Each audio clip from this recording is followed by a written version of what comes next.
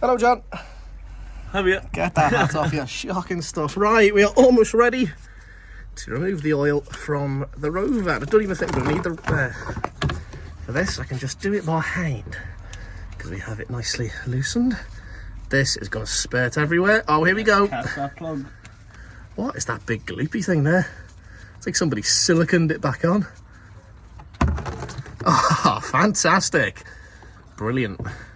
God knows when this was last done, but that's all good. Now we can have a cup of tea, wait for that oil to drain. Brilliant, okay. Spark plugs next, I suppose. It's a lot easier to record a commentary over the video than it is when you're doing it live, when you're recording it, especially when there's somebody there with you, you're having a bit of a laugh, having a conversation as you go along. Thankfully, the spark plugs on the 1.4K series, which is this engine, are very easy to remove. You unscrew that black plastic panel there, and then the spark plugs are directly in front of you. So just pull off the HT leads. There's a little bit of unscrewing of bolts to do there as well. Get those all out of the way, and then plunge your spark plug removal tool in and get the old plugs out.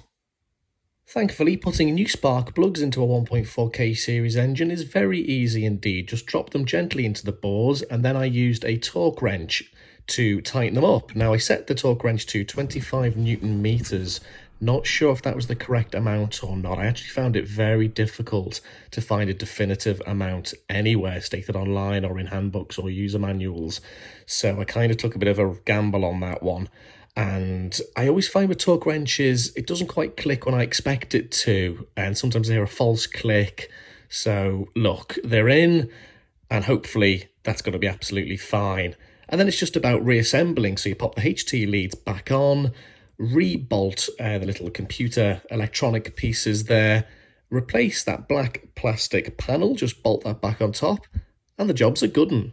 Next up then was the air filter. So there's 4 clips, one on the front, one on the back, and one on each side. The one that was in there didn't look all that bad actually, but of course we had a new one, so might as well pop it in. Jesus.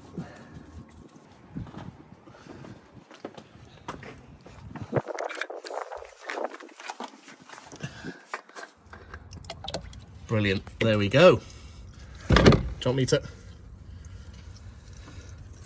You gonna bring it up yet? Cool. Oh, sorry, dropping.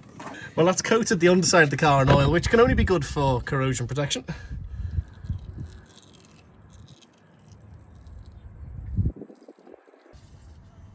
There we go. Okay, so Are you going to be able to reach? no. Just about to see where I'm going with this now, so it only has to go on hand tight. Can you see it there, can you? Oh, I got it on straight away. Oh, nice. You can't really see it. Yeah, I was thinking that's a bit awkward to get to with the exhaust manifold in the way. That John's tightening. So that'll do us, will it? There we go. Fantastic. Lovely. Right, let's refill her.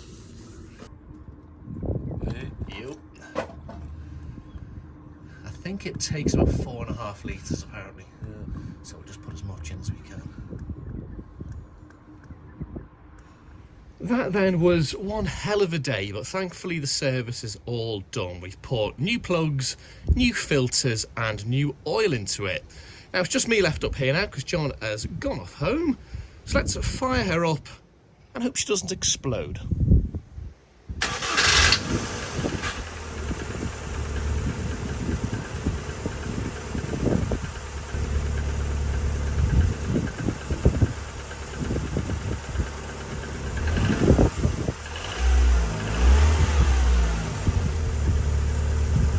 So thankfully the Streetwise starts after its service, which is always a good sign that you haven't done anything stupid. Unfortunately though, the car still isn't road legal, so I'm on private property and I've got a hill in front of me that'll take me about 15 seconds to get up, but it's the best I can do. So let's pop it into gear and bring it for a very, very, very brief spin.